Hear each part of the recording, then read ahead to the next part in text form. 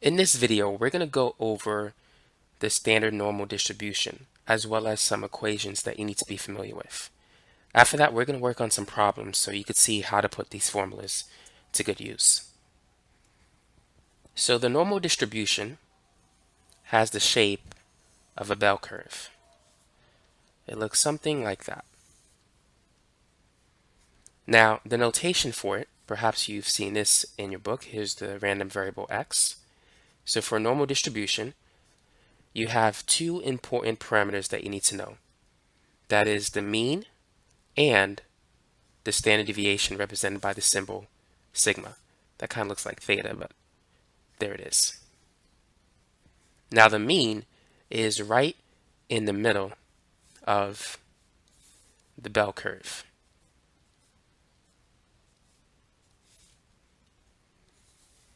And here this would be one standard deviation from the mean. And over here this will be about one standard deviation away from the mean on the left side.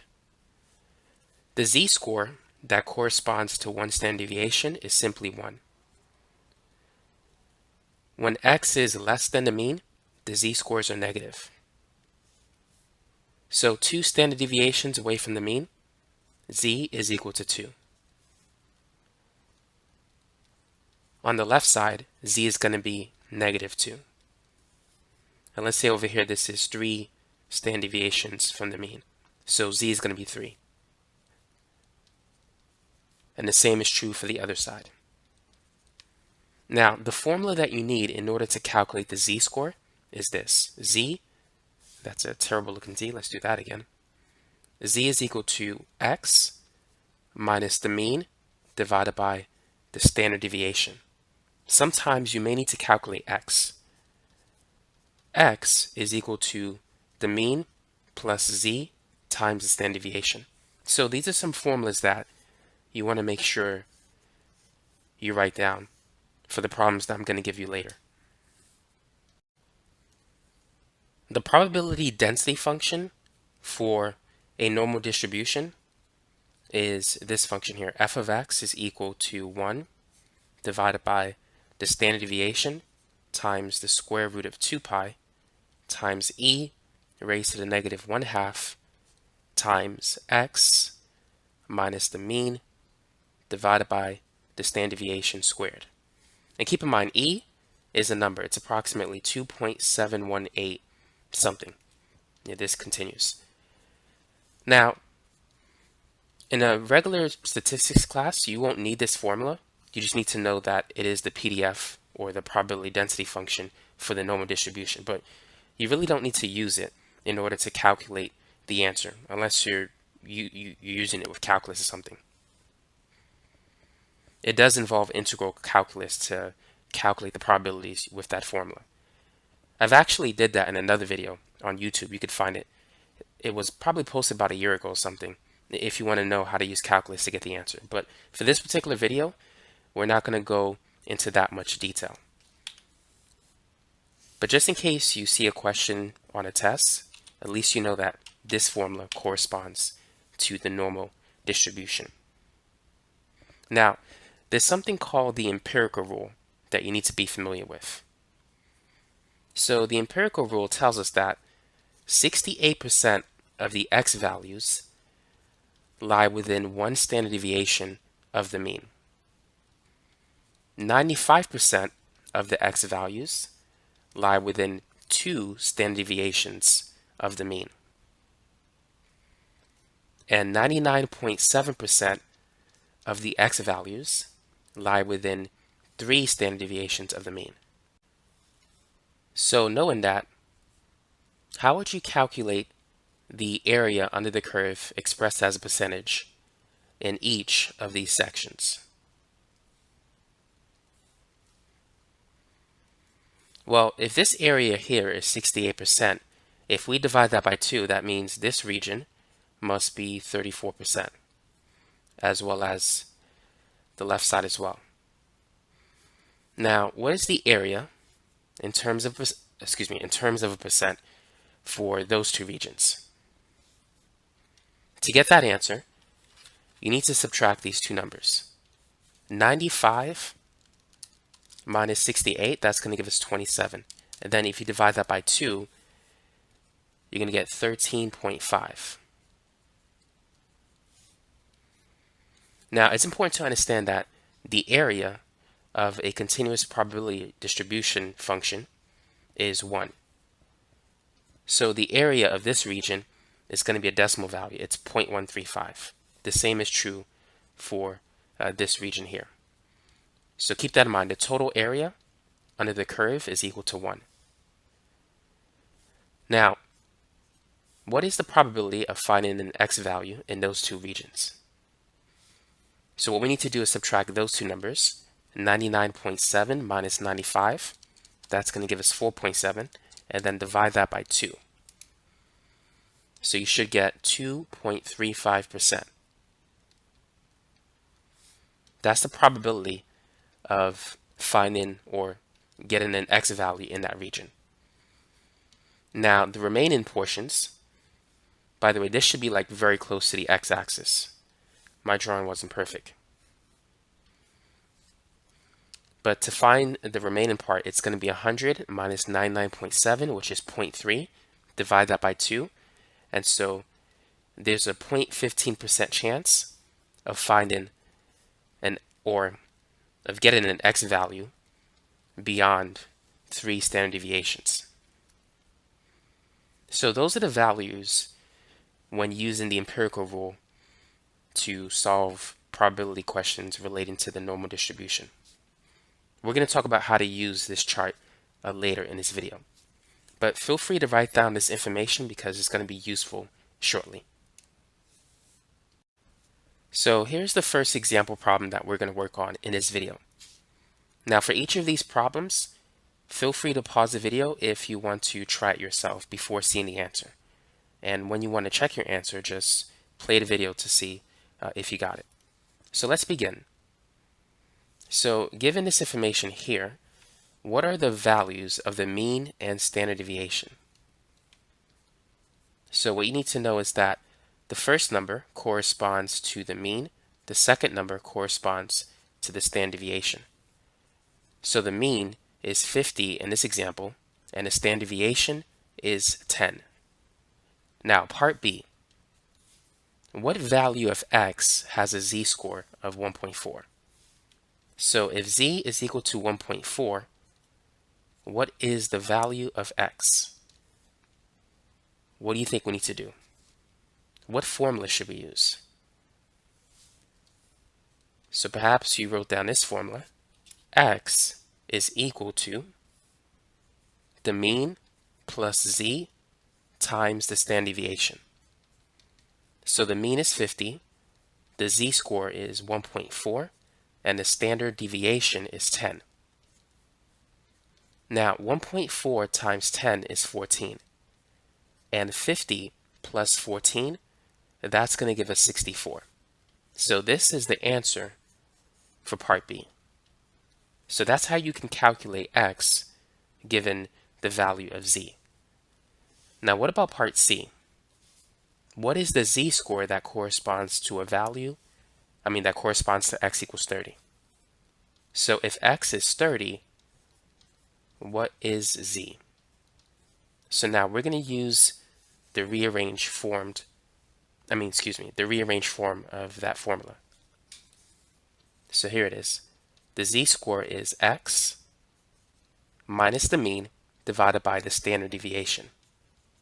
So x is 30, the mean is 50, and the standard deviation is 10. So 30 minus 50 is negative 20. 20 divided by 10 is 2. So negative 20 divided by 10 is negative 2. So that's the answer for part C. Now let's move on to part D. What is the difference between positive and negative z values? Let's create a number line, and let's put the mean in the middle. Now, when x was 64, this corresponded to a z value of positive 1.4. And when x was 30, the z-value that it corresponded to was -2. So as you can see, negative z-values are below the mean. They correspond to x values that are below the mean. And positive z-values correspond to x values that are above the mean. And so that's really the difference between positive and negative z-values. The negative z-values are going to be to the left of the mean, and the positive z-values will be towards the right of the mean. Now, let's move on to the next problem. The average test score in a certain statistics class was 74, with a standard deviation of 8. There are 2,000 students in this class. Use the empirical rule to answer the following questions. So, the first thing we're going to do is draw a picture before we begin, because this picture will be very helpful. Okay, maybe I need to draw a better picture. Let's say that's our bell curve. And in the middle somewhere is the mean. The mean is 74. Now this is going to be one standard deviation away from the mean, which is 8. So if we add 74 and 8, this will give us 82. 2 standard deviations away from the mean will be 90. And 3 standard deviations will be 98. Now we're going to do the same for the other side. 74 minus 8 will give us 66. 66 minus 8, that's going to give us 58. And then subtract that by 8 again, you should get 50.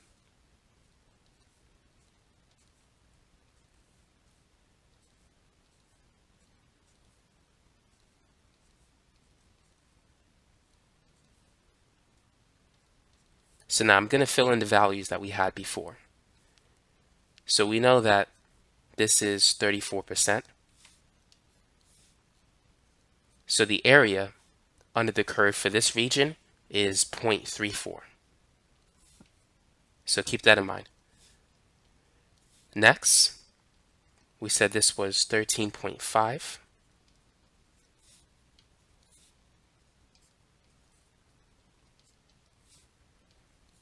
And then this area here, that's 2.35.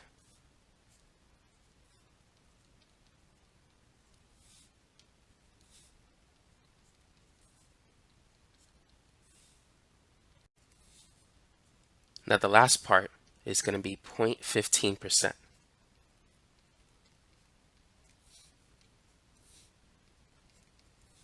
So now we can answer the questions. Let's start with the first one. What percentage of students scored less than 58? So the probability of selecting a student who scored less than 58 is going to be the sum of these two values, because they are to the left of 58. So all we need to do is just add 0.15% plus 2.35%. And that's going to give us 2.5%.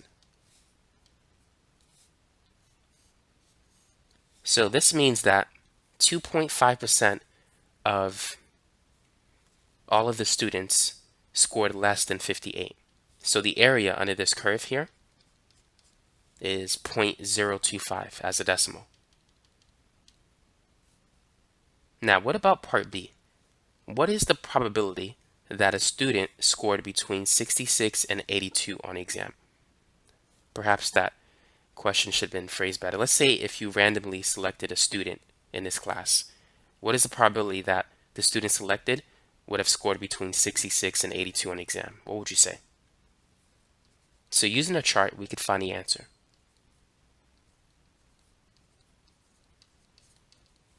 So all we need to do is add up the percentages between these two numbers. And so it's 34 plus 34.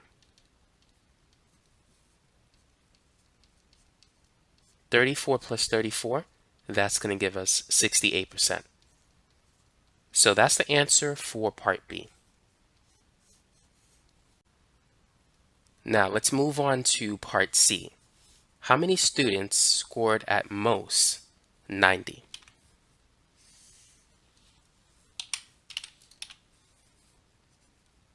So what's the probability that x is less than or equal to 90? So here's 90. We need everything up to 90. So to get the percentage, we need to add everything in this region, everything below 90. So that's going to be 0.15 plus 2.35 plus 13.5 plus 34 plus 34, and then plus this one as well, 13.5.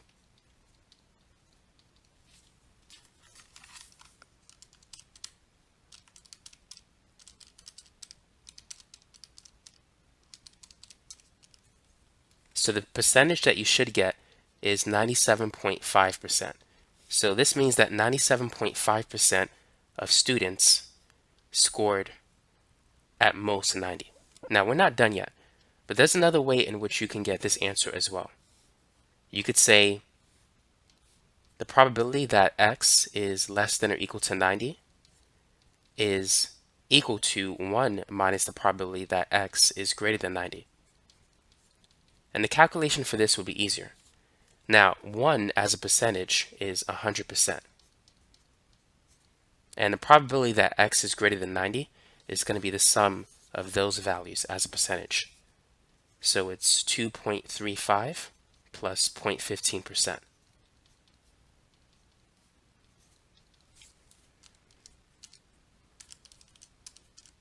So if you type that in, you should get the same answer, which is 97.5%. Now, we're not looking for a percentage for our answer, because part C, it asks us how many students scored at most 90. So we're looking for the number of students. And there are 2,000 students in this class, so we need to determine what is 97.5% of 2,000. 97.5% as a decimal is 0.975. To get that number, just take the percentage divided by 100. 2,000 times 0.975, that's 1950. So this is the answer for part C. So 1950 students scored at most 90. Now let's move on to part D. What percentage of students scored at least 66? Go ahead and try that. So let's determine the probability that x is at least 66, which means it could be 66 or more. So it's greater than or equal to 66.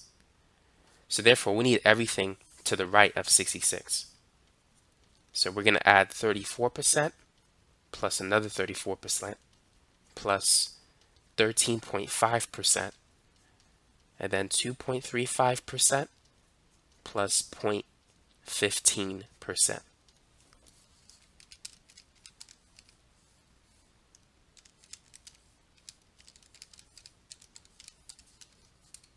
So the answer is going to be 84%. That's it for part E. I mean, not E, part D. Part E, how many students scored more than 98 on the test?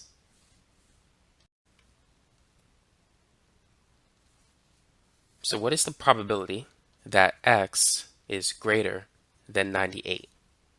So the only thing above 98 is 0.15%. Now, once again, we're looking for the number of students. So we got to find out what 0.15% of 2,000 is. So first, let's convert this into a decimal. As we said before, to change a percentage into a decimal, divide by 100. So 0.15 divided by 100 is 0.0015. So what we need to do is multiply 2,000 by that number. 2,000 times 0.0015, that's going to give us 3. So about 3 students scored more than 98 on the exam. And that's it for number 2. So that's how you could use the empirical rule to answer probability problems related to a normal distribution situation. Now, sometimes you have z-scores that are not whole numbers of the standard deviation, and you can't use the empirical rule. Whenever you have z-scores like 1, 2, 3, or -2, -1, you could use the empirical rule to calculate the area under the curve, just calculating the probability in question. But let's say if your z-score is 1.56, you can't use the empirical rule to calculate the area under the curve. And if you don't want to use integral calculus, you need to use the standard z-tables, sometimes referred to as the normal distribution tables. Now I'm going to show you how to use it real quick, but let me talk about the graph. So here is our standard normal distribution. Let's say this is the mean. And let's say this is the z-score of 1.56. So when you get the area under the curve from the z-table, which for this problem, it's going to be 0.94062, you need to understand that this gives you the area to the left of that line. Let me put this line in red. So it gives you the left side, the area of the shaded region in blue. Let's say if your z-score is negative, let's say z is negative 0.43. Using a table, you'll find that the area to the left is 0.33360. And so the graph, if you wish to shade the region, will look something like this. Here's the mean. Z is negative, so it's going to be to the left of the mean. So it's going to be to the left of the dotted line.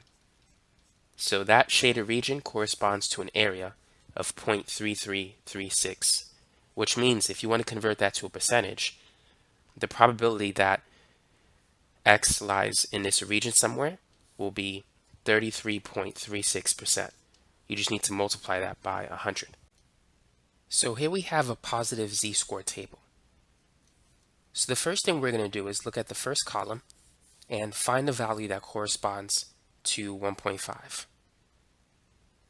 Now looking at the first row, we need to find the value that corresponds to 0.06, because 1.5 plus 0.06 gives us the z-score that we want, 1.56. Now we need to find the number that corresponds to the row 1.5 and the column 0.06. And as you can see, that number is 0.94062. So that represents the area under the curve given a z-value of 1.56. So the area of the blue region shaded to the left, the area under the curve, that's going to be 0.94062.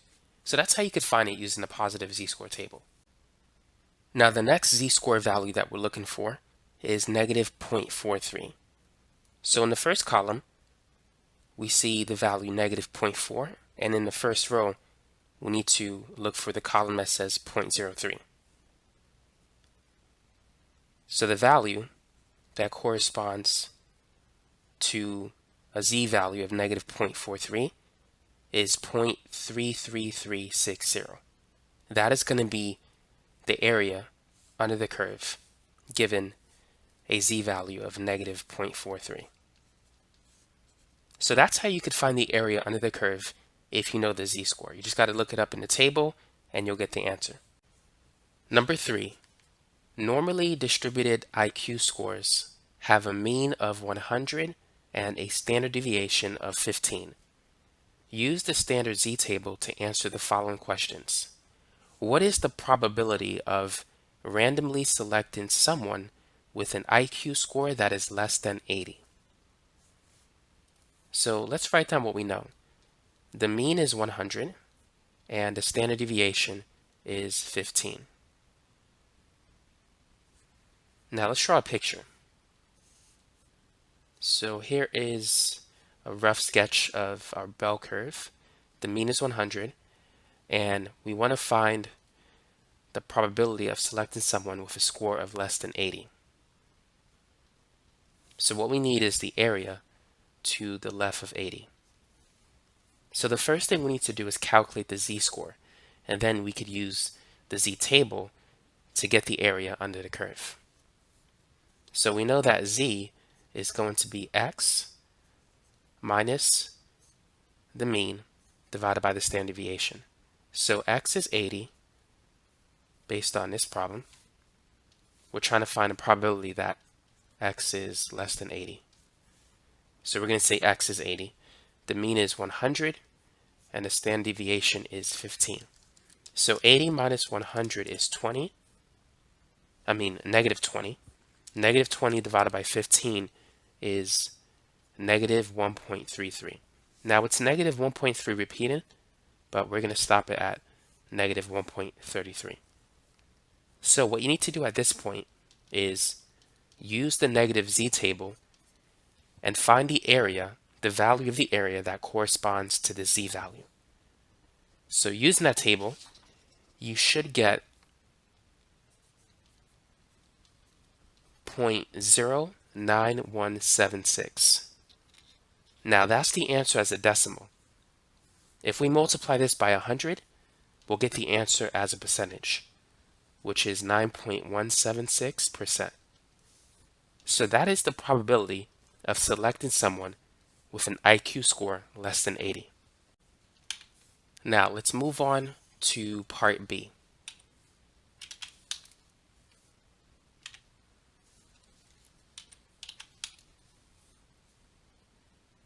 What is the probability of randomly selecting someone with an IQ score that is greater than 136? Go ahead and try that. So first, let's begin by calculating the z-score. It's going to be x minus the mean over the standard deviation. So that's 136 minus 100 divided by 15. So 136 minus 100 is 36, and 36 divided by 15 is 2.4. So using the positive z-score table, convert the z value of 2.4 to the area value. So find the area under the curve that corresponds to a z-score of 2.4. Go ahead and take a minute to do that. So the value that you should get is 0.9918, but that's not our answer yet. We're on the right track, but there's a little more work that we need to do. So let's draw a picture.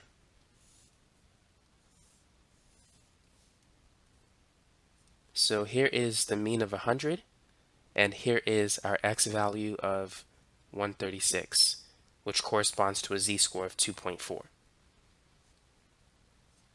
Now, we want to find the probability that x is greater than 136, which is this region.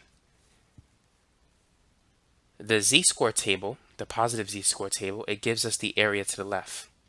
So that is the area highlighted in red. So that area is 0.9918. We want to find the area highlighted in blue. Keep in mind the total area is 1. So the probability that x is greater than 136 is going to be 1 minus the probability that x is less than 136. Or you could say less than or equal to. So this answer that we have here, that corresponds to the probability that x is either less than 136 or less than or equal to, because it's going to be the same. So the answer is 1 minus 0.9918. And that's going to be 0.0082. So there is an 8.2, or rather, there is a 0.82% chance that a person selected at random will have an IQ score that's more than 136. So this is the answer to part B. Part C. What is the probability of randomly selecting someone with an IQ score that is between 95 and 110? So what do you think we need to do for that problem? Well, let's begin by drawing a picture, just to get a good visual of what we need to do. So we need to calculate the area of this region highlighted in blue between 95 and 110. In order to do that, in order to calculate the probability that x is between 95 and 110, we need to take the difference of the probability that x is less than 110 and the probability that x is less than 95. The probability that x is less than 110 looks like this.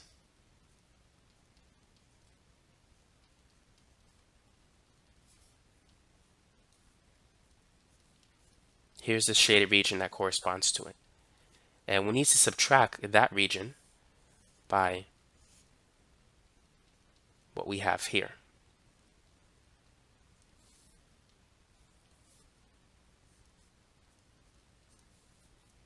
So if we take the region shaded in red, subtracted by this region, it will give us the area under the curve between 95 and 110. So that's what we need to do in this problem. But we need to calculate the z-scores that correspond to those two numbers first. So z is x minus the mean over the standard deviation. So let's start with an x value of 110. And so this is going to be 110 minus 100, which is 10, and 10 divided by 15. This is 0.6 repeating, but we're going to round that to 0.67. Now when x is 95, this is going to be 95 over, or minus 100, which is negative 5. And negative 5 divided by 15, that's negative 0.3 repeating. But we're going to use negative 0.33. So the area that corresponds to a z-score of positive 0.67 using the positive z-score table, that is 0.74857. And the area that corresponds to a z-score of negative 0.33 using the negative z-score table, that's positive 0.37070.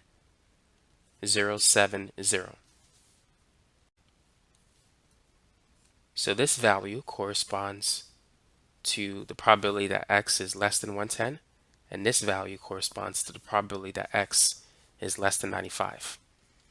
So let's go ahead and subtract these two values.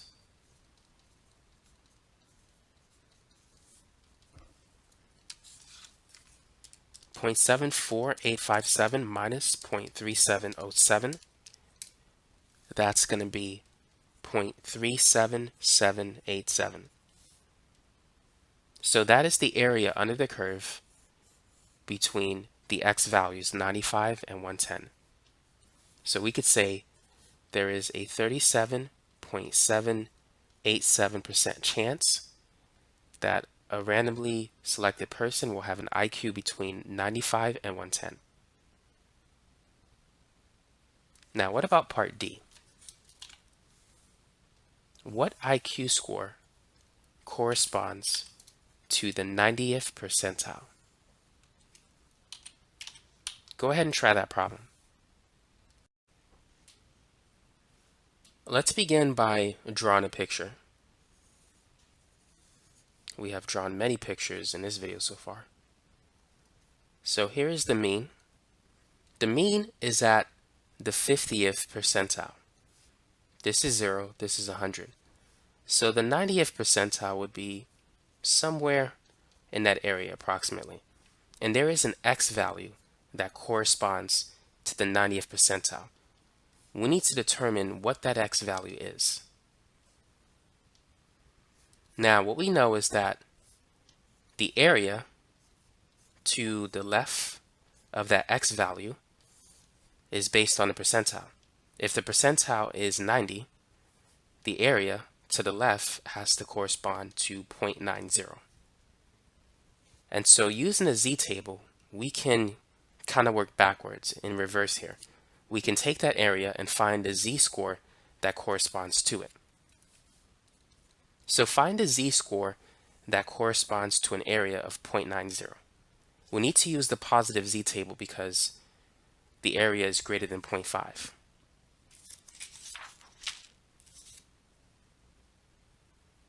Now there's two values of interest.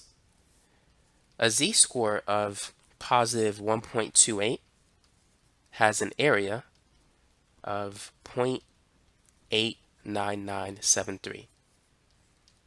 And a z-score of 1.29 has an area to the left of 0.90147.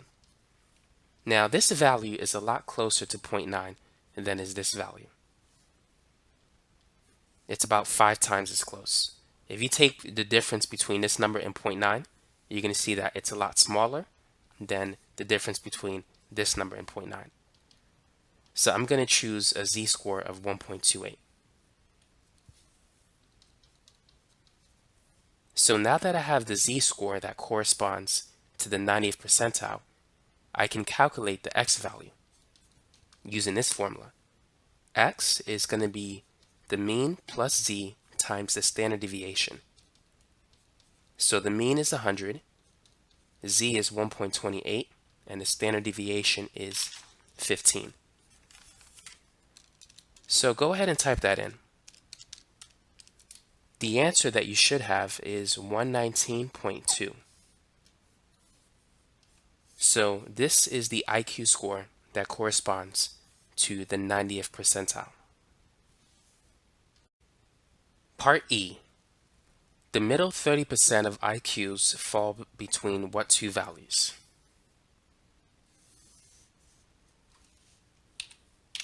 So what do you think we need to do to get that answer?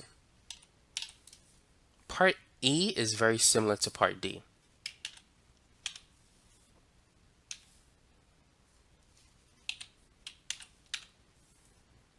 Let me show you why. So let's put the mean here. So this is going to be 100. And we're going to call this value x2 and this one x1. Those are going to be the two IQ values that we're looking for. Now granted, it's not drawn to scale. So this is going to be the middle 30%, which means that 15% will be on the right side and 15% will be on the left side. So we need to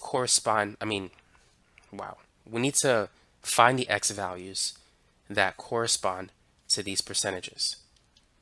Now understand that this is the 50th percentile, so 15% to the right of that will bring us to the 65th percentile, and 50 minus 15 on the left will give us the 35th percentile. So we need to find the x value that corresponds to the 35th percentile and the x value that corresponds to the 65th percentile. So that's how it's similar to Part D. So let's start with the 65th percentile. That means the area to the left, that is everything from here, if you find the area under the curve, all of this will have an area of 0.65. So now, using the positive z-table, what z-score corresponds to an area of 0.65?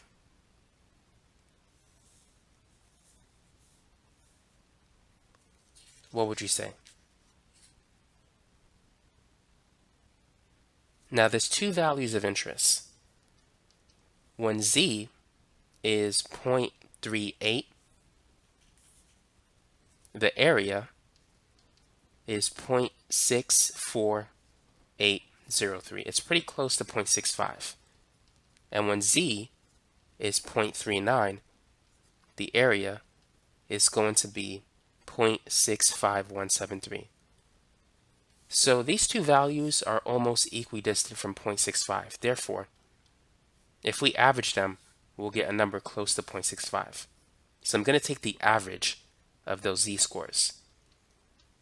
So I'm going to choose a z-score value of 0.385 because 0.65 is in the middle of these two numbers. So now let's get rid of this. So the z-score that corresponds to x2 is 0.385. Now, due to the symmetry of these percentiles, the z-score that corresponds to x1 is negative 0.385. And you could check that out. If you look up an area value of 0.35, which corresponds to the 35th percentile, you'll get a z-score of negative 0.385 using the negative z-score table. So now that we have the z-scores, what we need to do is calculate the x values. So let's start with x2. This is going to be z2 and this is z1. So x2 is going to be the mean plus z2 times the standard deviation. So that's 100 plus positive 0.385 times 15.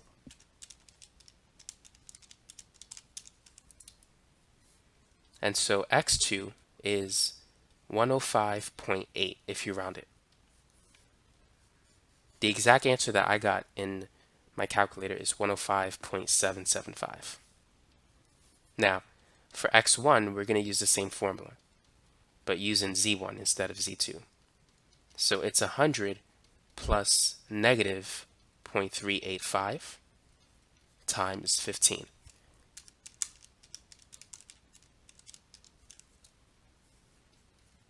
So x1 is going to be 94.225, but I'm going to round that to 94.2. So these are the two x values that correspond to the middle 30% of all the IQs based on the standard normal distribution. So that's it for number 3. Now let's move on to number 4. Company XYZ manufactures an average of 400,000 tires annually. On average, 2% of the tires were manufactured with a defect. A random sample of 500 tires were selected for quality control. Part A. Calculate the mean and standard deviation of the defective tires in the sample. So take a minute to work on this problem. The first thing that we want to take into account is that 2% of the tires have a defect. So the probability of getting a tire with a defect is 0.02. The probability of not getting a tire with a defect, that's going to be Q, that's 1 minus 0.02, which is 0.98. Now, we're choosing a sample size of 500 tires, so N is 500. So we're choosing a small sample out of the 400,000 tires that are manufactured annually. Now, to calculate the mean in this situation, we could use this formula. It's going to be N times P. So it's 500 times 0.02. So basically, we're looking for 2% of 500. 0.02 times 500 is 10. So about 10 of the 500 tires on average will have a defect. So that is the mean. Now let's calculate the standard deviation. The formula that we're going to use is this one. It's the square root of N times P times Q. So N is 500. P is 0.02, and then Q is 0.98.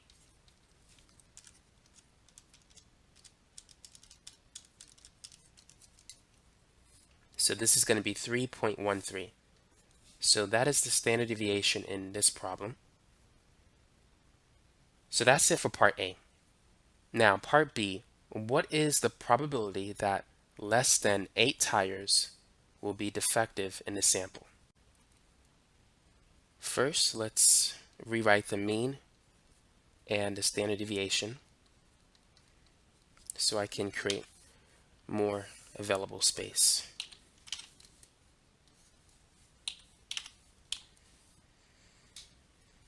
So we're looking for the probability that x is less than 8. So we need to use the z-table, but first we need to calculate the z-score. So z is going to be x minus the mean divided by the standard deviation. X is 8, the mean is 10, and the standard deviation is 3.13. So 8 minus 10 is negative 2. Divide that by 3.13. This will give us a z-score of approximately, if we round it, to negative 0.64. So now, using the negative z-table, we need to get the area under the curve to the left. So negative 0.64 corresponds to an area value of 0.26109. So we could say that the probability that less than 8 tires will be defective in the sample is 26.1% approximately. That's a rounded answer. So that's it for part A. I mean, not part A, but part B. Now let's move on to part C. What is the probability that more than 15 tires will have some sort of defect? So let's calculate the probability that x will be greater than 15. So once again, let's calculate the z-score first. So this is going to be 15 minus 10 divided by 3.13. So that's 5 divided by 3.13. And so that's 1.597, but we're going to round it to 1.6. So that's the z-score. Now, using the positive z-table, 1.6 corresponds to an area of 0.94520 from the left.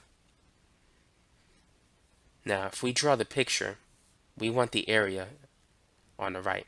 So here's the mean. Let's say this is 15.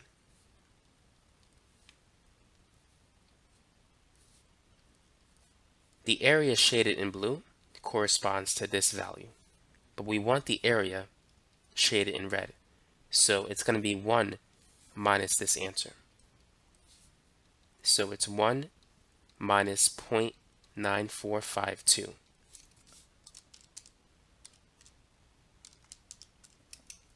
And so that's 0.0548. So that corresponds to 5.48 as a percentage. So there's a 5.48% chance that more than 15 tires will have some sort of a defect. Now let's move on to part D. What is the probability that the number of defective tires will be between 7 and 14? So what is the probability that x is between 7 and 14? So this is going to be the probability that x is less than 14 minus the probability that x is less than 7. So let's calculate the z-scores for both numbers. Let's start with 14. So it's 14 minus the mean of 10 divided by 3.13. So that's 4 divided by 3.13, and that's going to give us a z-score, if we round it, to 1.28. Now using the positive z-table, 1.28 corresponds to a value of 0.89973. Now let's calculate the z-score when x is 7. So 7 minus 10 is negative 3. Negative 3 divided by 3.13, that's going to be We got to round this to negative 0.96 using the negative z-table. Negative 0.96 corresponds to a value of 0.16853. So the area under the curve from the left to x equals 14 is 0.89973. And the probability that x is less than 7 is going to be 0.16853. So we got to take the difference of those two values, and that's going to give us this answer, 0.7312. So the probability that the number of defective tires will be between 7 and 14 is 73.12%. And that is it. So that's it for this video. If you found it to be helpful, don't forget to subscribe to this channel if you want more videos like this. Thanks again for watching.